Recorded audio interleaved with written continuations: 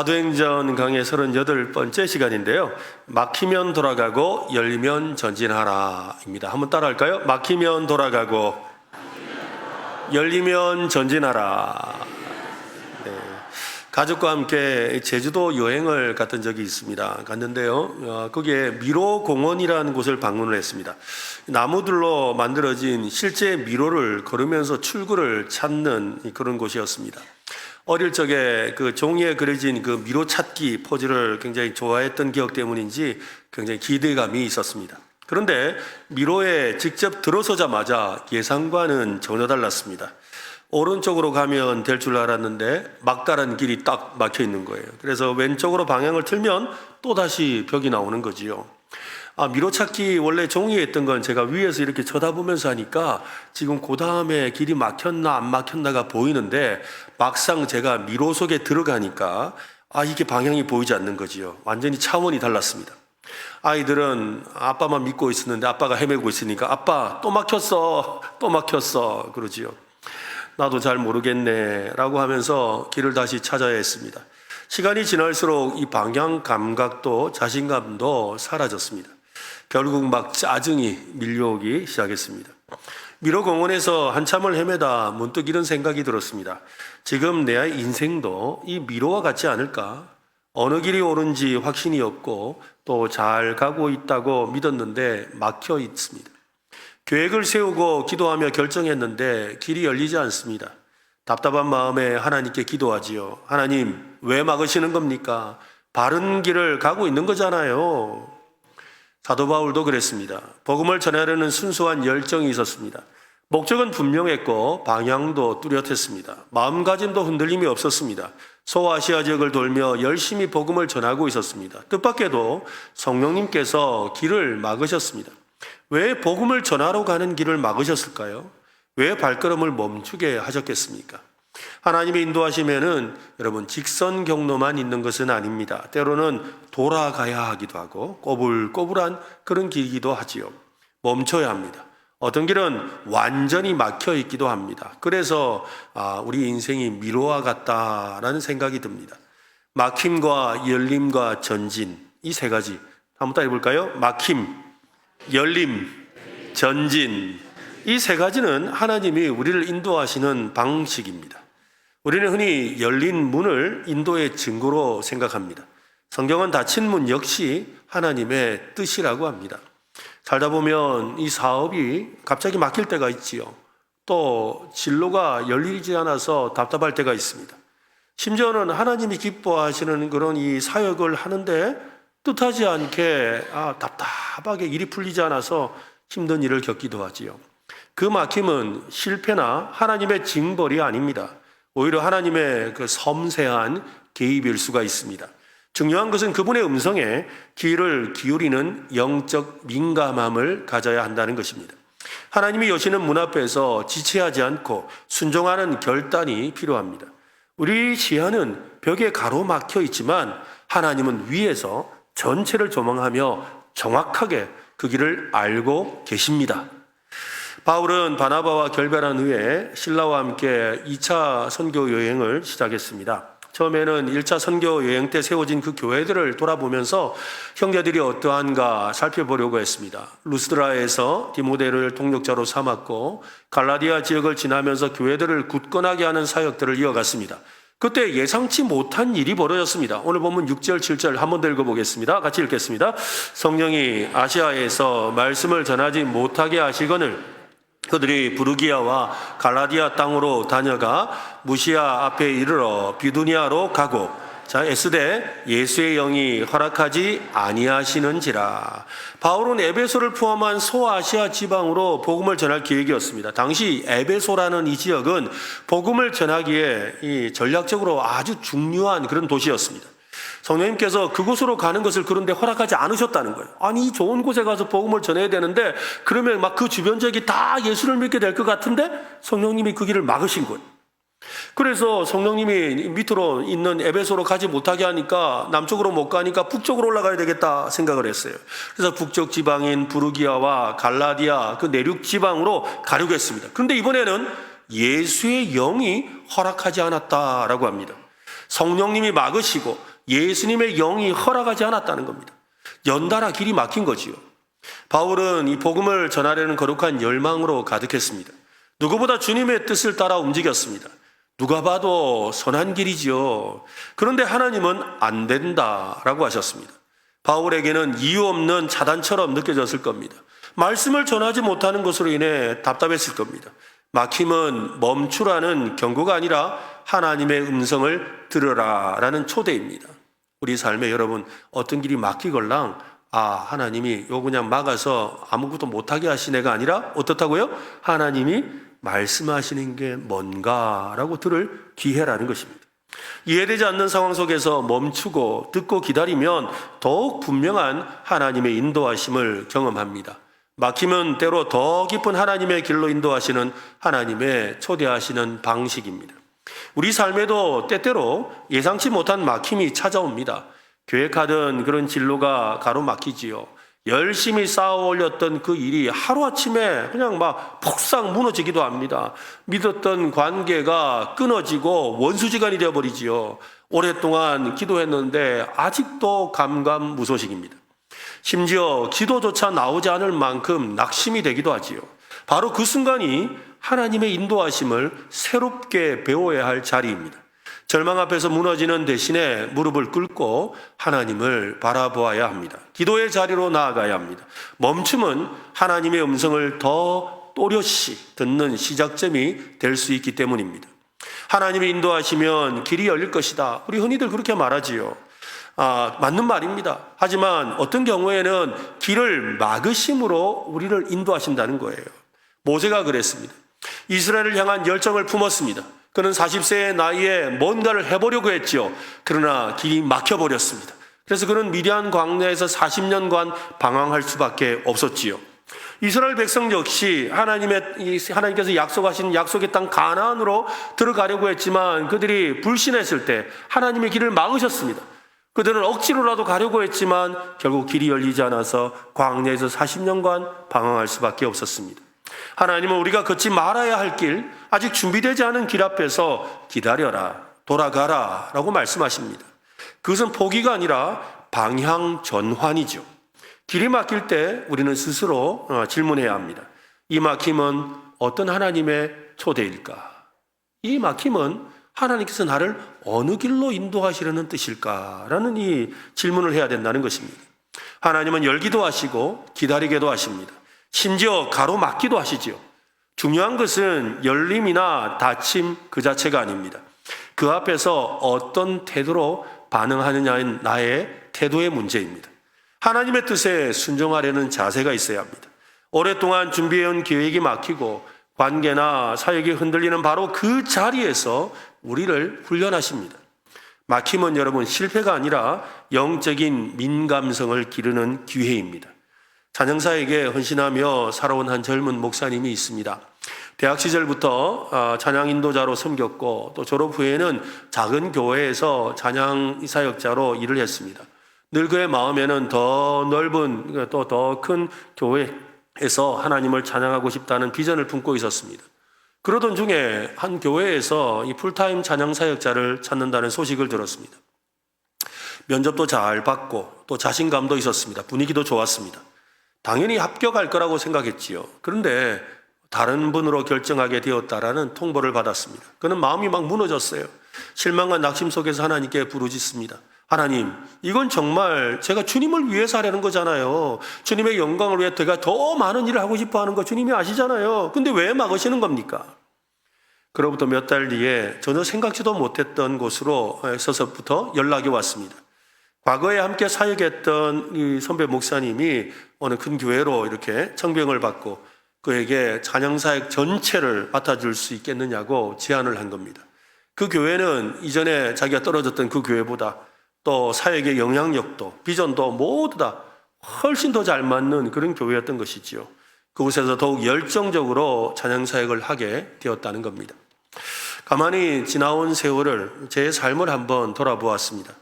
하나님께서 저를 인도하실 때 열어주신 것과 막으신 것 중에 여러분 생각에는 어느 게 더 많았을 것 같습니까? 저는 목사니까. 여러분, 제가 목사잖아요.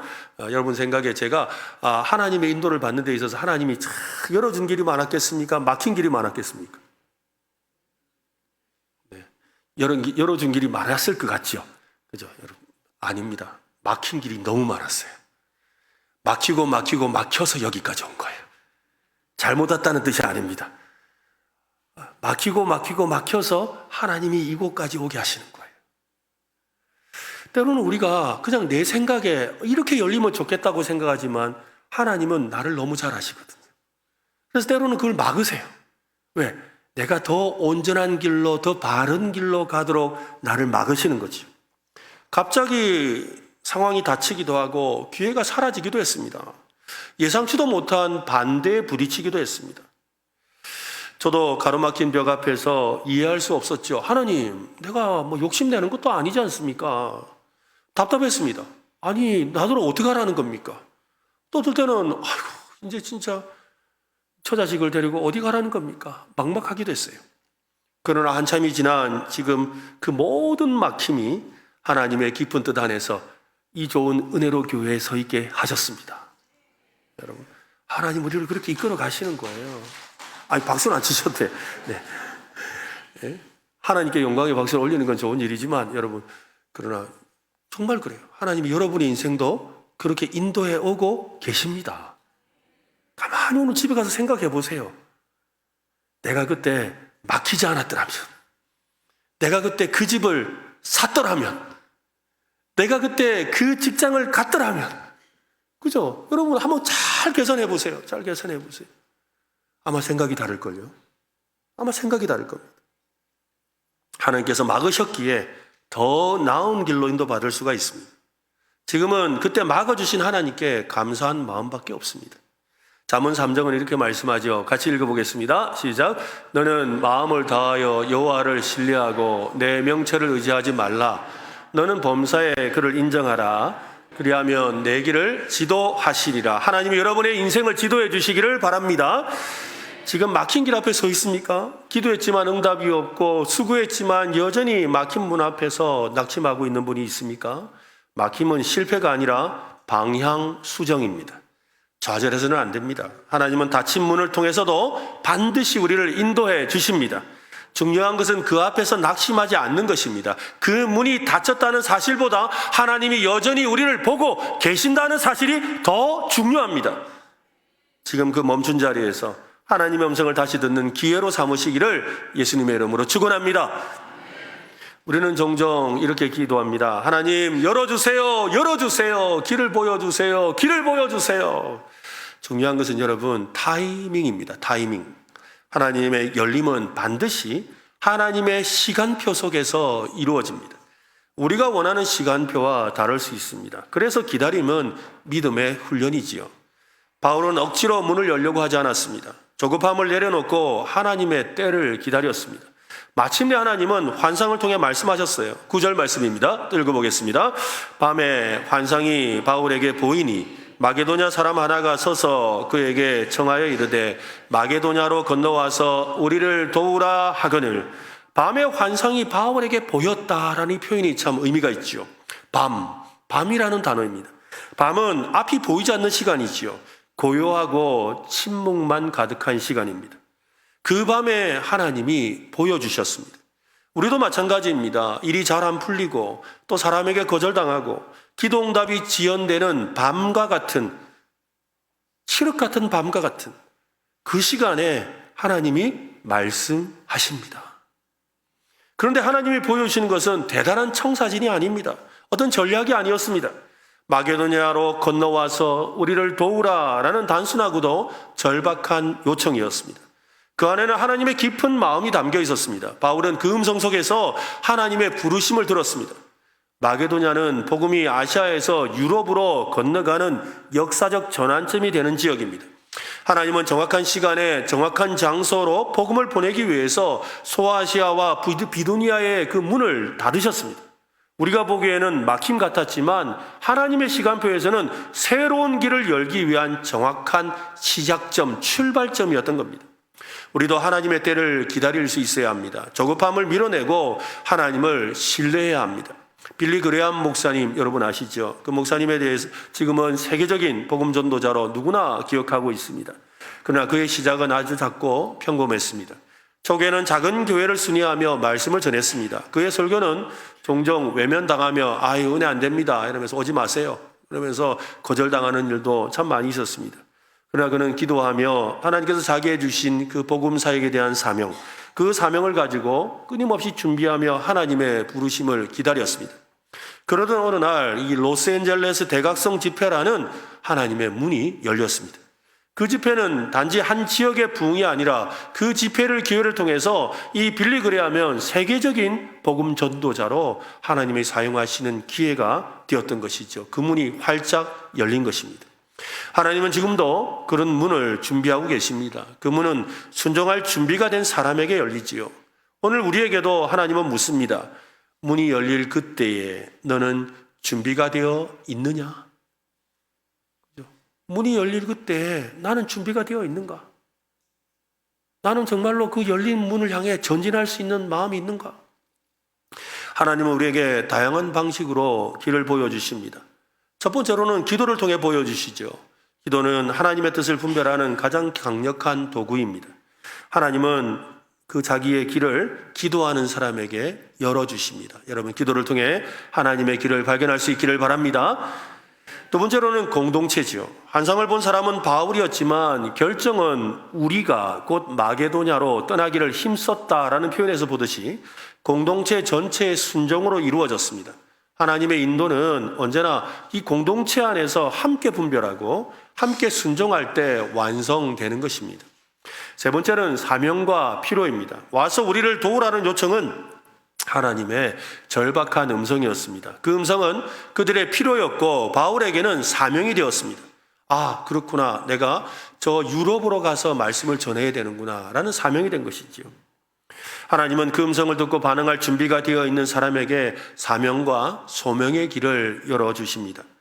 바울이 본 이 환상에서 마게도냐 사람은 우리를 도우라라고 요청했습니다. 헬라어로 이 보에데오라는 이 단어, 도우라는 이 단어는 단순하게 help, 도와주세요라는 말이 아니라 지금이 아니면 안 됩니다. 지금 당장 오세요. 빨리 오세요. 어서 도와주세요라는 그런 절박함이 담겨 있는 외침입니다. 바울은 꿈에 나타난 마게도냐 사람에게 하나님의 마음을 보았습니다. 그 순간 깨달았습니다. 하나님께서 막으신 모든 길은 바로 이 한 길을 향한 부르심이었다는 것을 말이지요. 잃어버린 자들, 복음을 듣지 못한 자들의 절규가 담긴 하나님의 마음 말입니다. 그래서 열림은 하나님의 새로운 사명으로 나아가는 하나님의 부르심입니다. 우리가 꼭 붙잡아야 할 하나님의 그 인도 방식은 이것입니다. 하나님은 먼저 막으심으로 방향을 바로잡게 하시죠. 그리고 이어서 보여주십니다. 그래서 길을 여시는 거죠. 이 둘은 모두 하나님의 방법이고 하나님의 은혜입니다. 혹시 지금도 여러분이 막힌 벽 앞에서 기도하며 그 길이 열리기만을 기다리고 있는 분이 있습니까? 때로 하나님은 전혀 다른 방향으로 길을 여십니다. 미로 공원을 갔던 그 기억을 다시 한번 떠올려 보면요. 막다른 길 앞에서 한참을 망설였던 기억이 있습니다. 이 길이 맞을 텐데, 이 길이 맞는데, 왜 안 맞지? 이 길인데? 하면서 그 자리를 뱅뱅 돌고 있는 거예요. 그래, 맞는데 하고 돌았다가 또 맞는데 하고 한 몇 번을 뱅뱅 돌고 있죠. 하지만 마음을 돌이켜서 제가 다른 방향으로 갔을 때, 이게 아니다 싶으지만, 다시 한번 가볼까 하고 가보면 생각지도 못했던 길이 있는 거예요. 그 길은 출구를 향한 열린 길이었습니다. 하나님의 인도하심도 그렇습니다. 절망으로 가득했던 그 자리에서 새로운 길을 여십니다. 그리고 그 길은 우리가 생각지도 못한 그 은혜와 열매로 이어집니다. 혹시 지금 여러분 앞에 그 새로운 문이 열리지 않아서 답답한 분이 있습니까? 이전까지 보지 못했던 새로운 길을 하나님이 열어주실 겁니다. 하나님은 이미 그 길을 여러분을 위해 준비해 두셨습니다. 그러므로 그것을 믿고 새로운 길이 열리기를 기도하며 기다릴 수 있기를 바랍니다. 전진은 단순한 움직임이 아닙니다. 그것은 믿음의 결단이지요. 하나님의 인도하심에 대한 전적인 신뢰입니다. 어떤 영성신학자는 이렇게 말을 합니다. 하나님의 인도하심을 받는 삶은 단지 어디로 가야 하는가라는 공간적인 질문에 대한 답이 아니다. 이게 무슨 말이냐면 우리는 그렇게 생각하잖아요. 하나님, 내가 어디에 가야 됩니까? 어느 장소에 가야 됩니까? 어떤 위치로 가야 됩니까? 어떤 지위에 올라야 됩니까? 어떤 무엇이 되어야 됩니까? 라고 하면서 나는 어떤 공간적으로 내가 있어야 될 곳을 생각하는 거죠. 그것을 하나님의 인도라고 생각합니다. 그런데 이 영성신학자는 말하기를 내가 어떤 존재가 되어야 하는가라는 근본적인 내면의 질문으로 우리를 이끈다. 즉 무슨 말이냐면 내가 어디에 있느냐, 내가 어느 집에 사느냐, 내가 어느 직장에 있느냐, 내가 어느 동네에 있느냐, 이것이 아니라 내가 어떤 사람이냐에 있다는 것이죠. 하나님이 우리를 인도하시는 길이 결론은 내가 어떤 사람이 되느냐라는 겁니다. 우리는 어디에 이르는가로 사람을 평가하죠. 아이고 저 사람 보니까 야 거기까지 올라갔단다. 야 대단한 사람이네. 야 세상에 저 사람 아이고 공부를 저렇게까지 했단다. 야 또 어떤 사람은 세상에 저 집을 봐라야. 저 집을 저렇게 샀단다야. 이렇게 이야기하죠. 그런데 여러분 어떤 사람이 되느냐에 있는 거예요.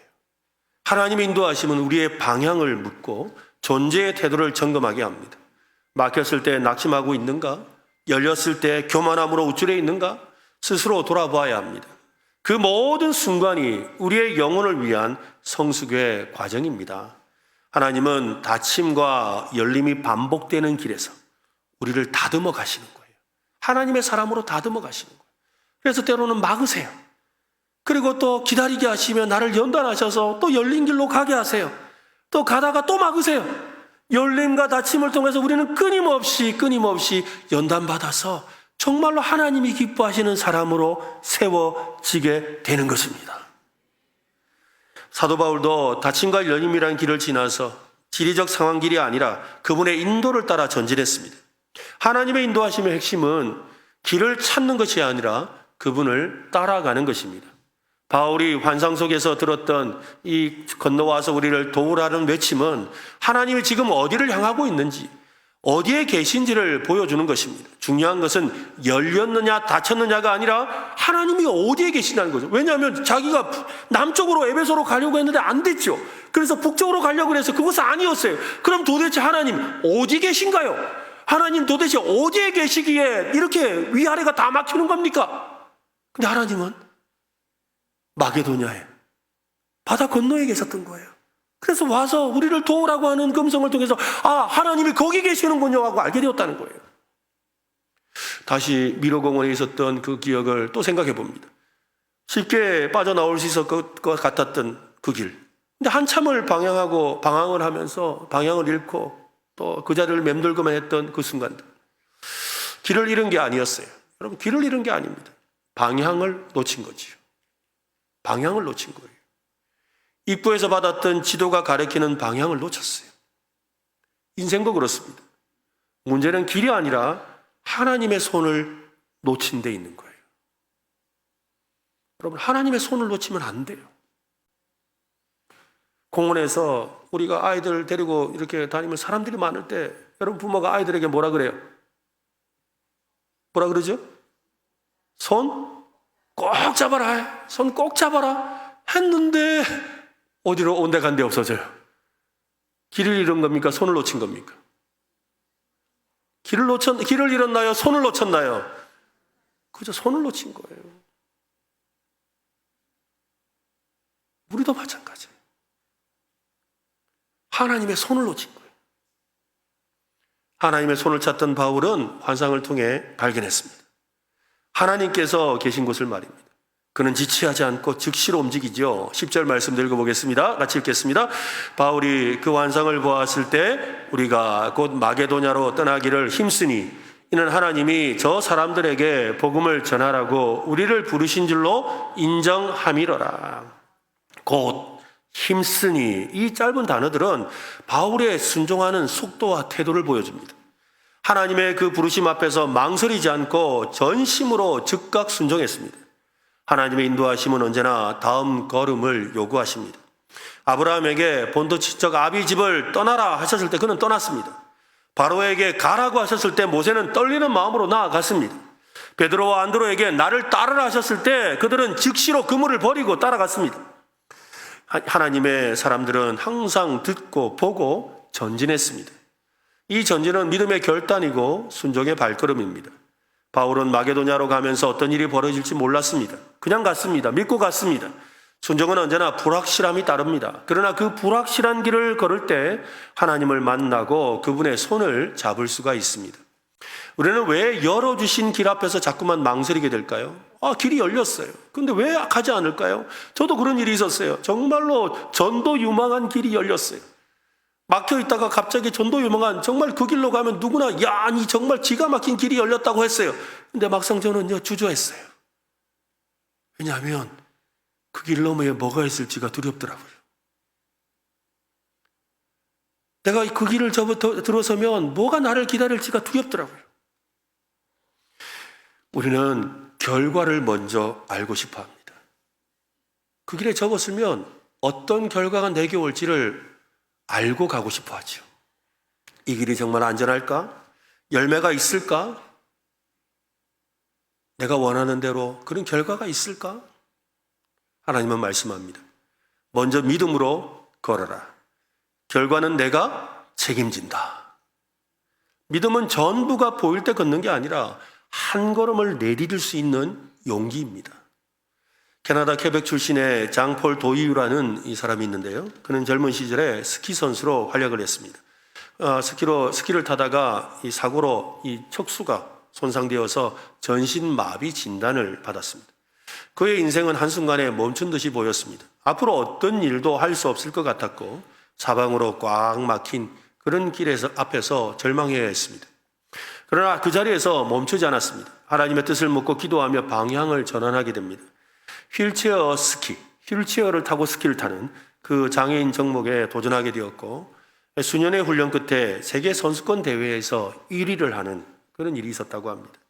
그는 수상 인터뷰에서 이렇게 고백합니다. 하나님은 제 몸을 막으셨지만 제 인생의 목적은 막지 않으셨습니다.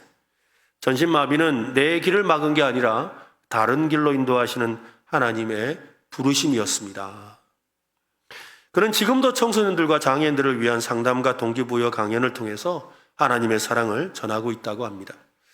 순종은 여러분, 확신이 아니라 신뢰에서 시작합니다.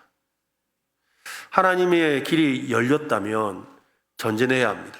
이를 위해 여러분 몇 가지를 좀 기억하시면 좋겠어요. 첫 번째는 순종의 메모를 해야 됩니다. 한번 따라할까요? 순종의 메모를 하자.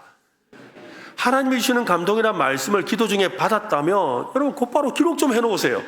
왜냐하면 여러분 왜 우리가 순종 못하느냐면 다른 나쁜 마음이 있어서 그런 게 아니에요. 생각이 안 나서 순종을 못하는 거예요. 순종해야 될 때 생각이 안 나서 순종을 못해요. 그러니까 기록을 해놓으세요.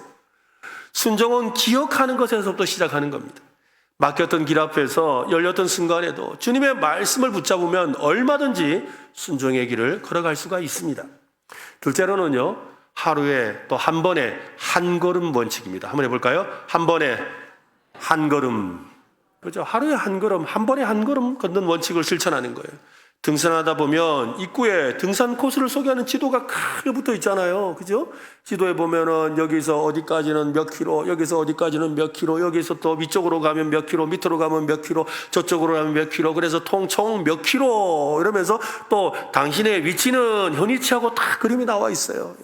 그걸 보고서 야, 내가 오늘 저기까지 가면 되겠구나. 저기까지 가면 몇 킬로 걷겠구나. 또 시간도 정해 있으니까 듣고 생각하고 가지요. 근데 여러분 등산을 시작하고 나서는 여러분 큰 그림이 아무 의미가 없습니다. 등산 코스 전체에 나와 있는 그림 아무 의미가 없어요.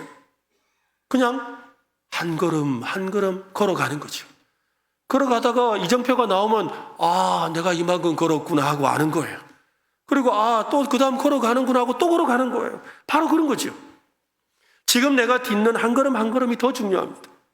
인생의 큰 그림을 보려고 하지 말고 오늘 순종할 수 있는 한 걸음을 내디시기를 바랍니다. 그 한 걸음이 다음 길을 열어주는 거지요. 세 번째는 믿음의 동력자와 함께해야 합니다. 중요한 결정은 혼자 하지 마십시오. 공동체 안에서 나누고 기도의 지원을 받아야 합니다. 우리 셀에서 또 우리 믿음의 식구들과 함께 나누고 또 함께 기도하는 것을 통해서 하나님의 뜻을 분별하는 여러분 되시기를 바랍니다. 하나님은 지금도 다침을 통해 세기를 여시고 환상을 통해 우리를 부르고 계십니다. 그 부르심에 순종하는 사람들을 통해 복음의 역사를 이루어가고 계십니다. 전진은 단지 앞을 향해 가는 것이 아니라 하나님의 말씀에 반응하는 믿음의 삶입니다. 다침은 여러분 끝이 아닙니다. 열림은 시작에 불과합니다. 진정한 시작은 하나님의 인도하심에 즉각적으로 순종하는 것입니다. 우리의 인생은 막힘으로 인해 낙심하는 인생이 아니라 열림을 기다리고 전진하는 인생이 되어야 합니다. 오늘 이것을 마음에 좀 새겼으면 좋겠습니다. 한번 따라합시다. 하나님의 인도는 미로찾기와 같다. 한 번 더 할까요? 하나님의 인도는 미로찾기와 같다. 그러면 여러분 어떻게 길을 찾아내야 될까요? 또 한번 읽어볼까요? 막히면 돌아가고 열리면 전진하라.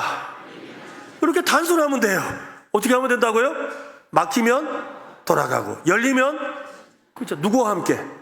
하나님과 함께. 바로 여기에 답이 있는 거예요. 우리 인생의 미래를 설계하신 분은 하나님이십니다. 막다른 길로 보이지만 그 길이 결국 우리를 살리는 방법일 수 있습니다. 반대로 너무 쉽게 열린 문이 우리를 잘못된 길로 이끌 수도 있습니다. 그러므로 가장 중요한 건 길이 아니라 인도하시는 그 분에게 손을 붙잡고 신뢰하는 것입니다. 우리의 걸음을 이끄시고 보호하시고 결국은 출구로 인도해내시는 그분을 신뢰하는 오늘 저와 여러분 되시기를 예수님의 이름으로 축원합니다.